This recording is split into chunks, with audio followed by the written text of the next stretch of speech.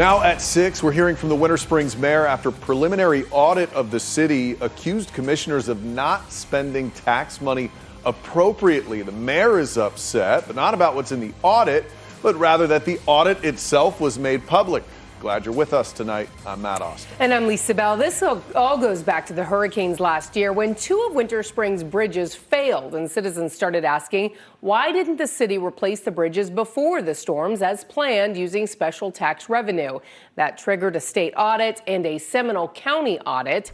News 6's Eric Van Enken got a hold of the county's draft version and is speaking with the Winter Springs mayor about it. The mayor fired back at the county with this letter saying he is disturbed and disappointed the county chose to release the draft of the audit.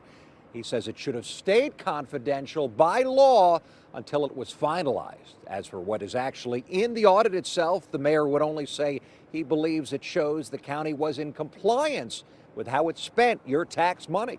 It is highly unethical for me to respond about notes that are incomplete. Seminole County's Division of Inspector General released the audit publicly as a public record late last week after a county commissioner asked for one at the county level after a state senator, Jason Broder, asked for one at the state level, both concerned how Winter Springs spent its portion of the penny sales tax that voters approved in 2014, intended for improving infrastructure.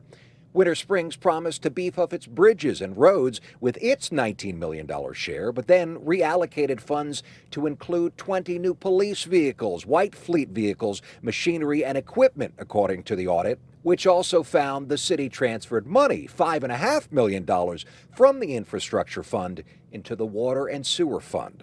This confirms exactly what we had suspected before, was that the city is somehow commingling funds and can't account for some of this half penny sales tax money that was given. And that puts the residents in jeopardy for their water and wastewater treatment.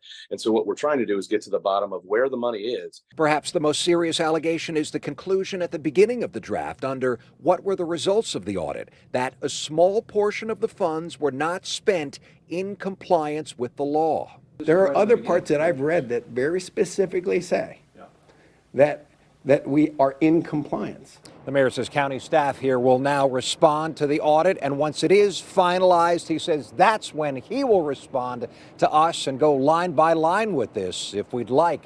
But the audit also points out something else, that there are 7 cities in all, not just Winter Springs and the county and the school board, that benefit from this penny sales tax revenue. It says there needs to be greater accountability for all of them to make sure this money is spent the way that you, the voters, intended, on infrastructure and not on anything else.